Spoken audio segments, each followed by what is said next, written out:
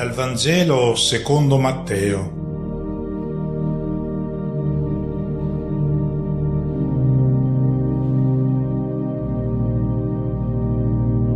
Una buona festa a tutti.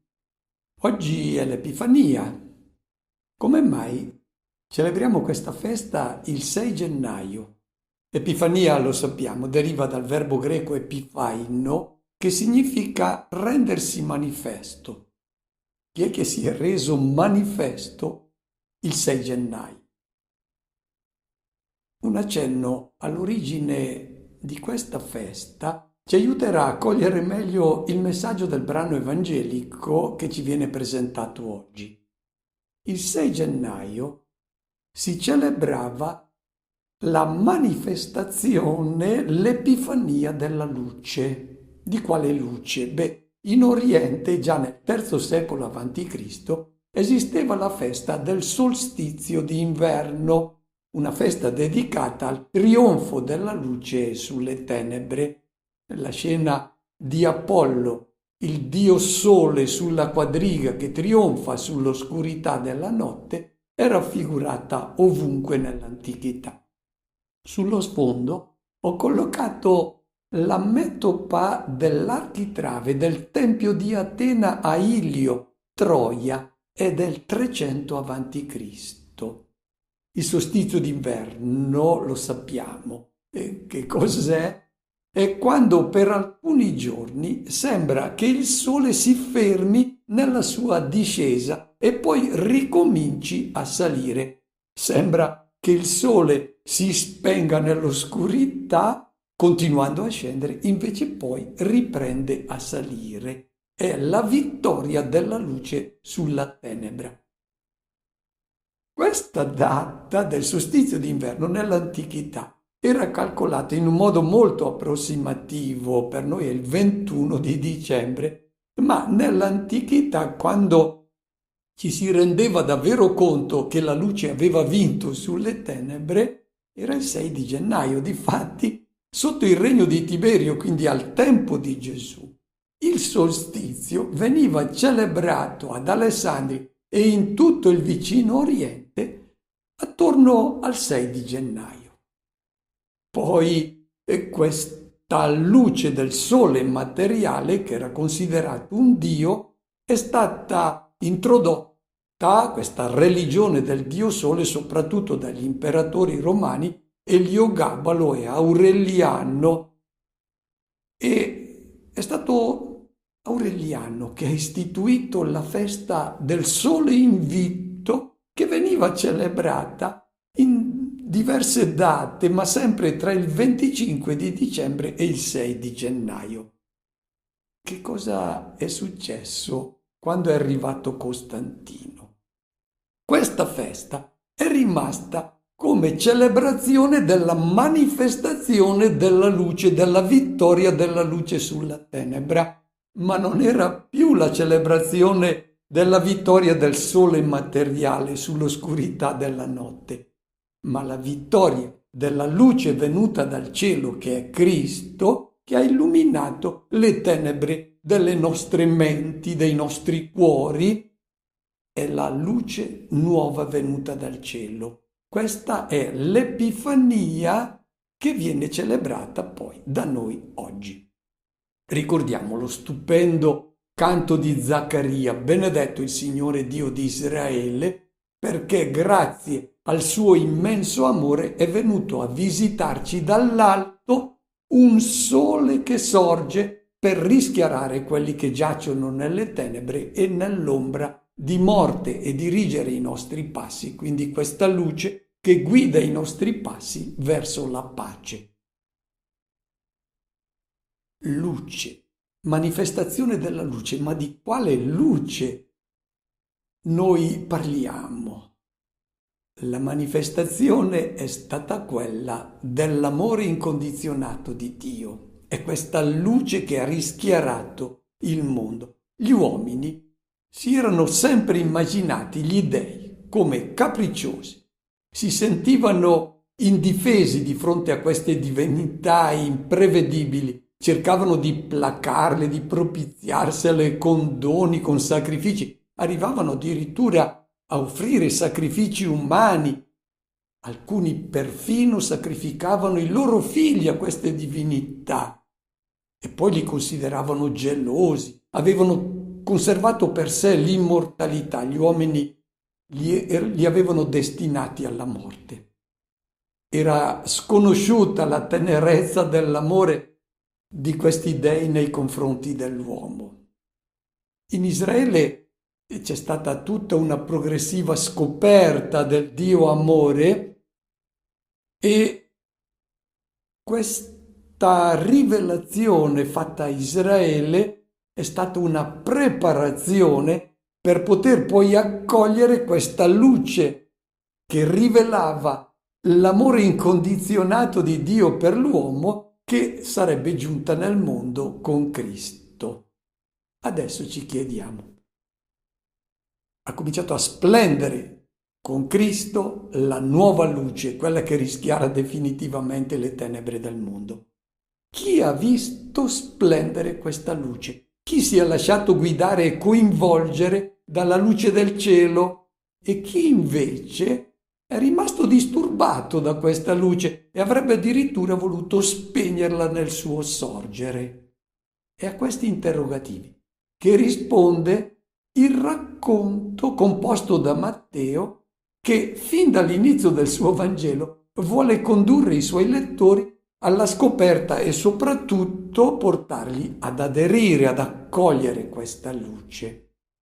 Ascoltiamo il suo racconto, tenendo presente che non siamo di fronte a una pagina di cronaca, ma a una composizione dell'Evangelista, e noi cercheremo di mettere in risalto le immagini da lui impiegate e i richiami all'Antico Testamento, così riusciremo a cogliere il messaggio che lui ci vuole comunicare. Nato Gesù a Betlemme di Giudea al tempo del re Erode, ecco, alcuni magi vennero da Oriente a Gerusalemme e dicevano: «Dov'è colui che è nato, il re dei Giudei? Abbiamo visto spuntare la sua stella e siamo venuti ad adorarlo». All'udire questo, il re Erode restò turbato e con lui tutta Gerusalemme. Riuniti tutti i capi dei sacerdoti e gli scribi del popolo, si informava da loro sul luogo in cui doveva nascere il Cristo. Gli risposero: «A Betlemme di Giudea, perché così è scritto per mezzo del profeta. E tu, Betlemme, terra di Giuda, non sei davvero l'ultima delle città principali di Giuda. Da te infatti uscirà un capo, che sarà il pastore del mio popolo Israele». Allora Erode, chiamati segretamente i magi, si fece dire da loro con esattezza il tempo in cui era apparsa la stella e li inviò a Betlemme dicendo: «Andate e informatevi accuratamente sul bambino e quando l'avrete trovato fatemelo sapere, perché anch'io venga ad adorarlo». Il racconto comincia mettendo in scena personaggi enigmatici, i maghi venuti dall'Oriente in cerca della luce che hanno visto brillare in una stella e l'hanno identificata come la nascita di un nuovo re. La tradizione cristiana si è innamorata di questi misteriosi saggi giunti dall'Oriente. Nelle catacombe romane sono raffigurati accanto a Gesù 2 secoli prima dei pastori, che compaiono soltanto nel IV secolo. E attorno a questi magi sono poi fiorite leggende a non finire. La prima delle leggende è stata quella di elevarli alla dignità regale, e questo è stato un passo che è stato incoraggiato dall'allusione che fa Matteo al Salmo 72.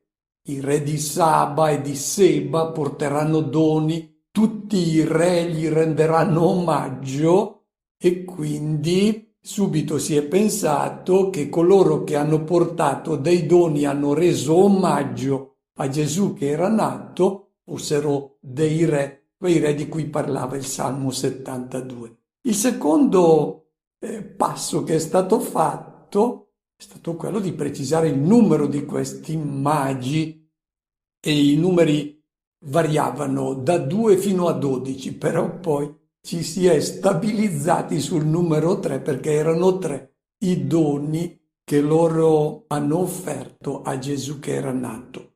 Il terzo passo è dare dei nomi a questi magi, li conosciamo: Melchiorre, Gaspare e Baldassarre. Come si è conclusa la loro storia? La tradizione ha voluto così bene ai magi che si è voluto accompagnarli fino alla fine della loro vita con le leggende. E difatti si dice che dopo molte peripezie che hanno avuto nella loro vita a causa della fede in questo nuovo re, loro hanno abbandonato l'adesione a quei regni del mondo e hanno seguito i re che avevano incontrato. Dopo 60 anni si sono ritrovati per celebrare la festa del Natale a Sebaste in Armenia. Hanno celebrato la messa e poi sono morti uno dopo l'altro. Melchiorre il 1 gennaio aveva 116 anni, Baldassarre il 6 gennaio e aveva 112 anni e poi Gaspare l'11 gennaio era il più giovane, 109 anni. Le reliquie poi di questi magi hanno viaggiato più da morti che da vivi e addirittura nel secolo scorso, nel XX secolo, stavano ancora girando queste reliquie dei magi. Sappiamo che sono state anche a Milano e poi sono state portate a Colonia dal Barbarossa. E chiuso il discorso di queste leggende attorno ai magi, ma è importante tenere presente che la devozione cristiana si è affezionata a questi personaggi e vedremo tra poco la ragione. L'Evangelista Matteo li chiama maghi. Noi abbiamo creato il termine magi per addolcire il riferimento alla magia, che non gode oggi buona fame, non lo godeva nemmeno in passato, sia in Israele che nel mondo romano. Infatti i maghi erano per lo più ritenuti dei ciarlatani. Ricordiamo Tacito che cita tra le assurdità di moda a Roma le predizioni fatte dagli astrologi, i riti praticati dai maghi e la lettura dei sogni. Svetonio, parlando di Tiberio, dice che lui aveva bandito tutti i maghi da Roma nel 19 d.C., quindi proprio al tempo di Gesù. Come mai Matteo mette in scena dei maghi? Avrebbe potuto parlare di saggi, di sapienti, di astronomi. No, li chiama maghi. Perché? La ragione è che lui allude a una profezia dell'Antico Testamento che è stata pronunciata da un mago dell'Oriente, si chiamava Balaam. La gustosa storia di questo mago è narrata nel libro dei Numeri. Potete leggerla dal capitolo 22 al capitolo 24. Questo Balaam era stato chiamato dal re Balak di Moab, il quale aveva visto gli israeliti che passavano dalla sua terra e combinavano guai. Allora voleva combattere contro questi israeliti, ma erano forti gli israeliti e poi godevano la fama di avere dalla loro parte un dio invincibile che aveva sconfitto addirittura gli egiziani. Allora cosa fa Balak? Chiama Balaam, era un mago, affinché facesse una fattura contro gli israeliti.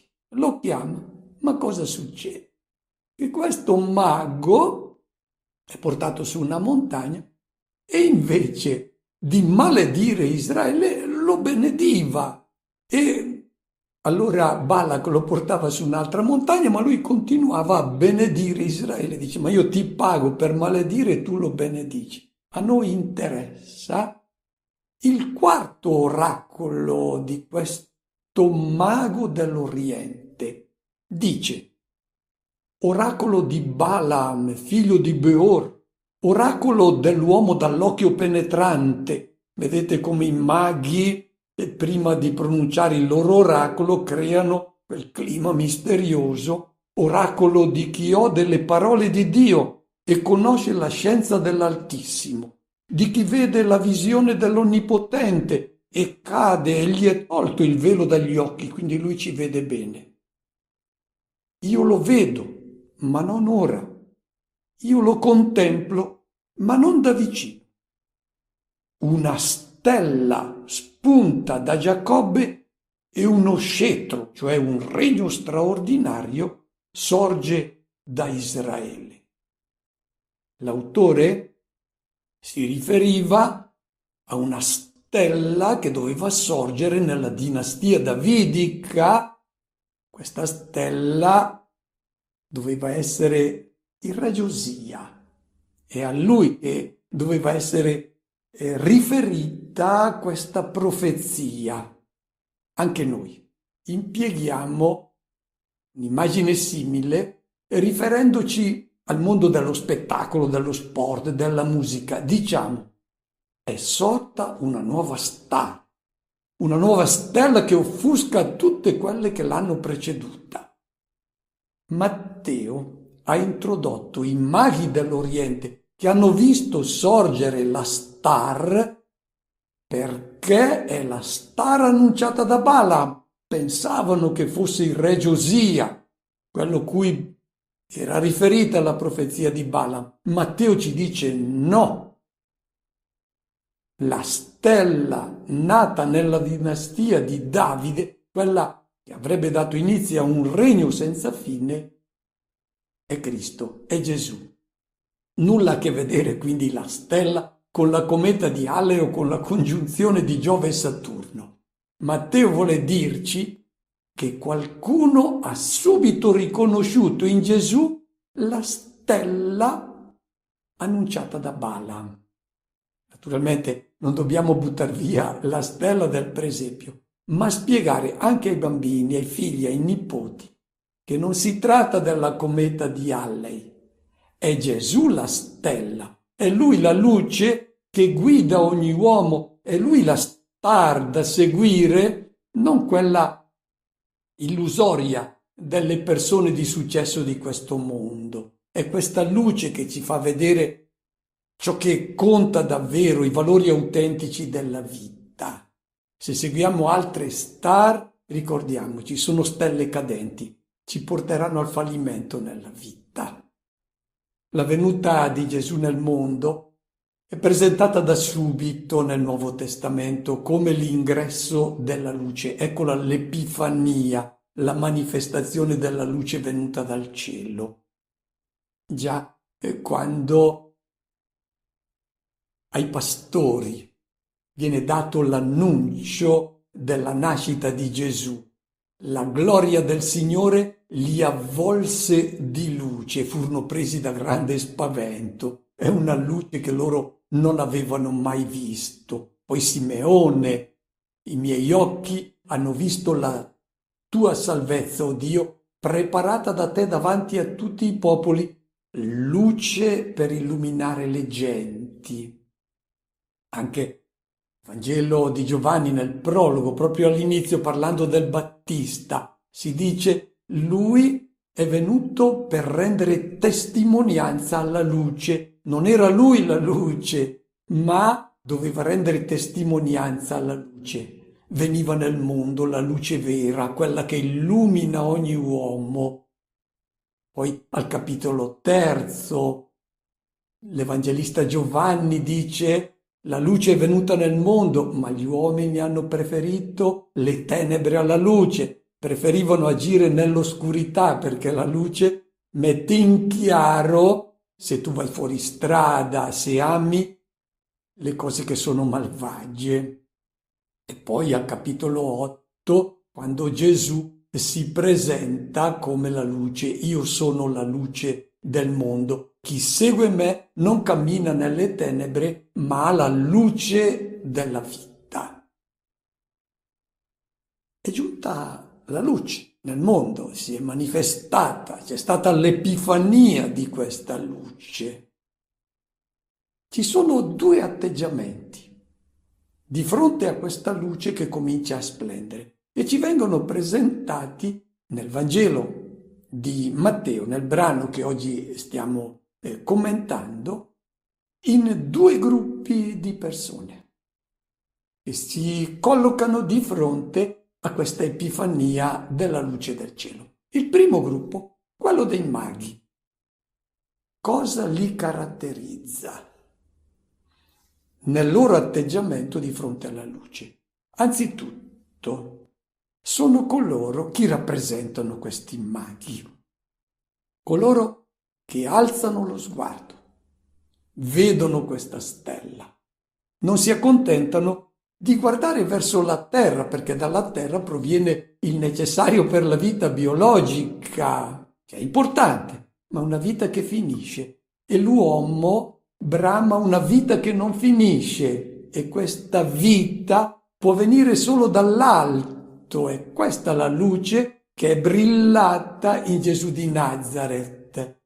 Alzare lo sguardo è proprio dell'uomo che si interroga sul senso del suo esistere e sul suo destino. La luce non ce l'avevano gli uomini, è arrivata soltanto con Cristo. Prima cercavano i filosofi di trovare una risposta a questi inquietanti interrogativi, non l'avevano. Ce l'ha data direttamente Dio con questa luce che è giunta a noi in Cristo. Prima caratteristica, quindi, di coloro che aderiscono a questa luce è quella di alzare lo sguardo, di lasciarsi interpellare dalle inquietudini interiori. Poi hanno intravisto una luce che poteva dare un senso alla loro vita. Si sono messi in movimento.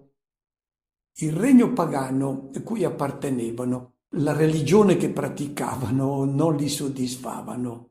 Cercavano un nuovo regno, volevano appartenere a un regno che rimane, mentre tutti i regni di questo mondo tramontano. E adesso capiamo perché i maghi ci sono così simpatici, perché siamo noi. Rappresentano noi nella ricerca della stella che guidi davvero la nostra vita, i nostri passi. E vedete come la tradizione ha intelligentemente identificato questi personaggi. Melchiorre, il vecchio, con i capelli bianchi, la lunga barba, quello che offre l'oro, rappresenta coloro che alzano lo sguardo magari da vecchi nella loro storia. Baldassarre, quello con la pelle scura, l'uomo maturo, quello che offre la mirra, e poi Gaspare, il giovane senza barba, dalla pelle rosea, quello che dona l'incenso. Sono rappresentate tutte le razze e tutte le età. Siamo noi, quei maghi, e quindi è l'invito che ci fa Matteo a essere come loro, persone che alzano lo sguardo e si lasciano avvolgere da questa luce del cielo che è Cristo. E adesso entra in scena un secondo gruppo, un gruppo a cui non è affatto gradita questa luce, il re Erode, che rimane turbato e con lui tutta Gerusalemme. Sono coloro che sono installati nella loro posizione di potere politico o religioso. Sono i re di questo mondo, i dominatori, e quelli che hanno anche coinvolto Dio come protettore della loro condizione di potere, di dominio. Sono installati, questi non si muovono.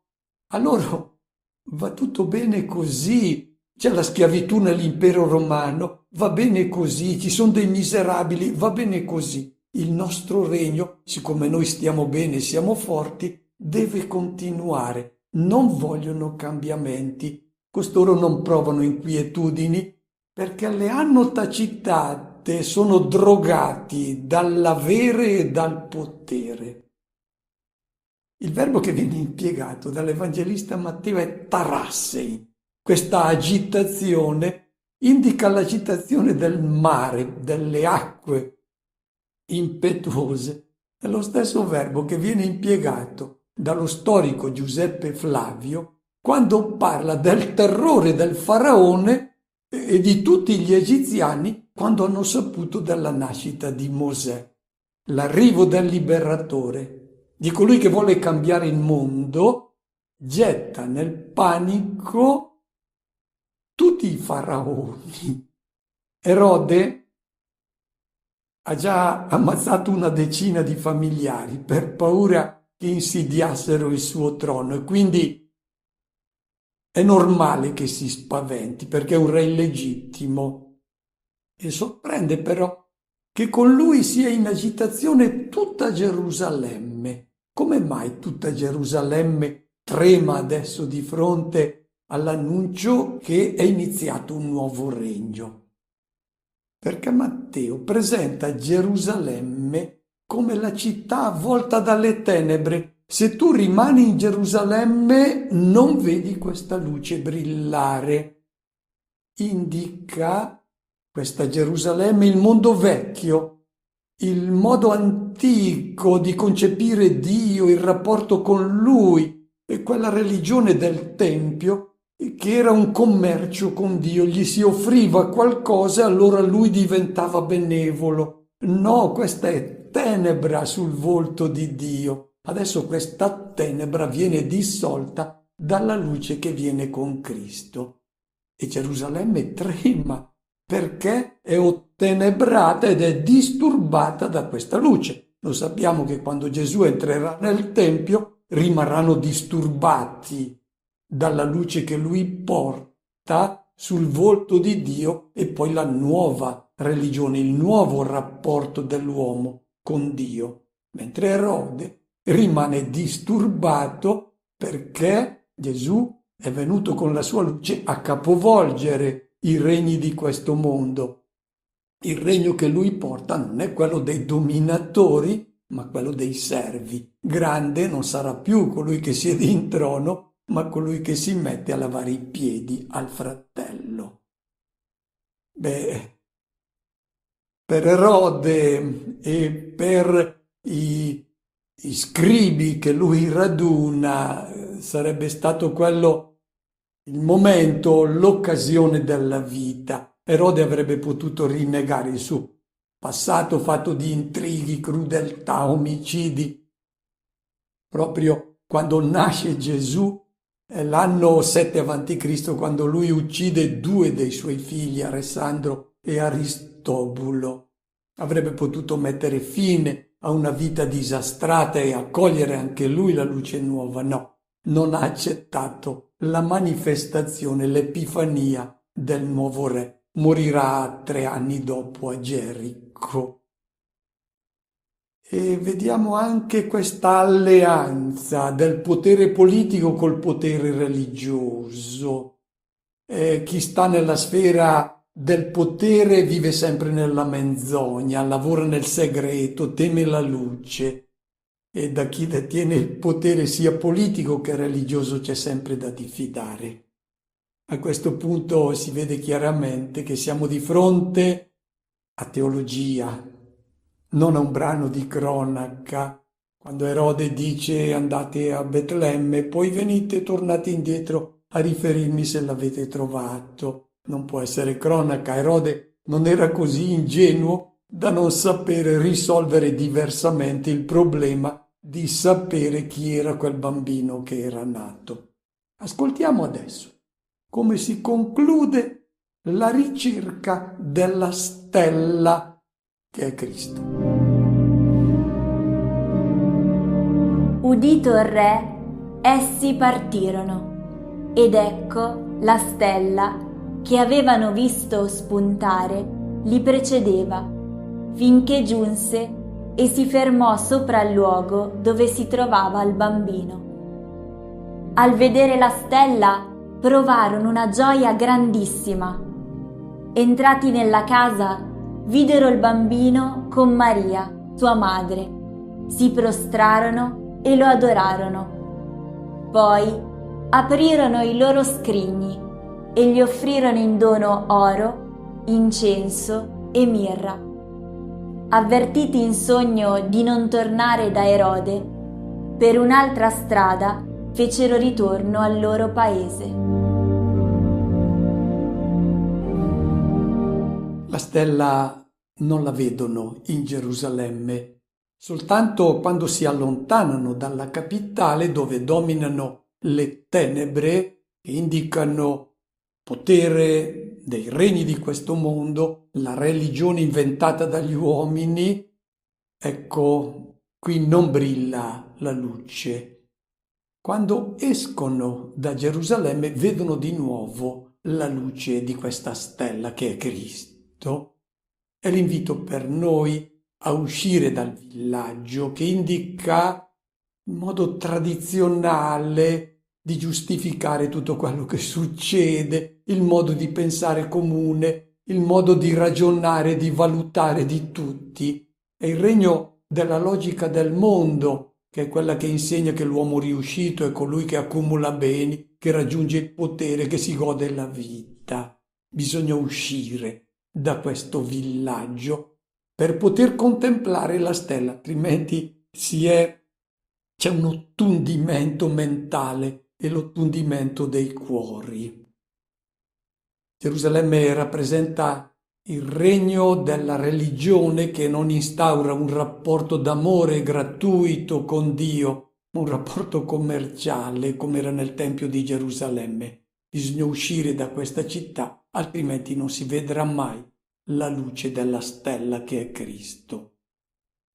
E uno dei segni che non brilla la luce è la tristezza. Appena escono da Gerusalemme, vedono di nuovo la luce e furono colti da una gioia grande e immensa. È la prima volta che nel Vangelo di Matteo compare il termine chara, gioia, e viene presentato chara, megale sfodra, vuol dire una gioia grande, immensa. Il cammino verso la luce è quello che ti porta alla gioia, perché soltanto l'accoglienza della proposta di uomo che ti fa Cristo è quella che corrisponde alla tua identità, per cui trovi finalmente la pace e l'armonia con te stesso. Il cammino verso questa luce non è semplice. Ci sono momenti, e mettiamolo in conto, in cui questa luce scompare. Ci immergiamo anche noi nella tenebra, nella nebbia di questo mondo. E cosa fare in questi momenti di difficoltà che poi rappresentano proprio il nostro cammino? Ecco, sono i momenti anche di paura, di dubbio, di incertezza, quando vengono meno anche le speranze. In questi momenti è come quando si guida la macchina e c'è un momento di nebbia. Non cambiamo direzione perché avevamo visto che la strada andava in quella direzione. Ecco, i maghi non hanno abbandonato la direzione della loro vita, hanno continuato a cercare questa luce.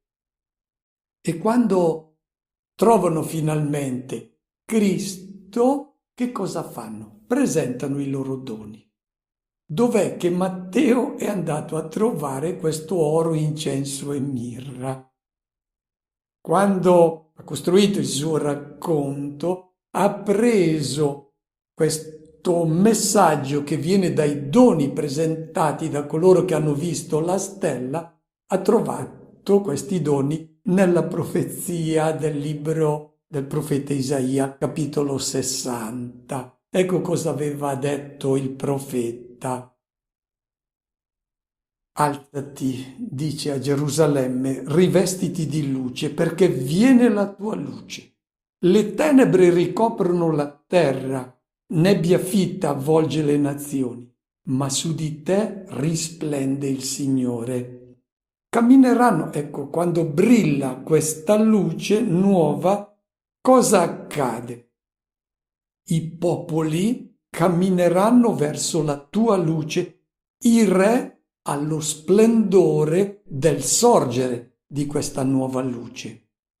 Uno stuolo di cammelli ti invaderà, dromedari di Madian e di Efa. Tutti verranno da Saba portando oro e incenso e proclamando le glorie del Signore. E adesso capiamo anche come nella nostra tradizione questi re magi vengono sui cammelli e sui dromedari. I nostri fratelli di fede leggevano le scritture ed ecco la ragione per cui ci hanno indicato anche le cavalcature impiegate da questi magi. Ma qui sono presentati i doni. Il profeta aveva detto che al nuovo re sarebbero stati portati oro e incenso, e c'è l'aggiunta della mirra. Han dato tante interpretazioni a questi 3 doni. Il simbolismo è quello biblico. L'oro che cosa rappresenta?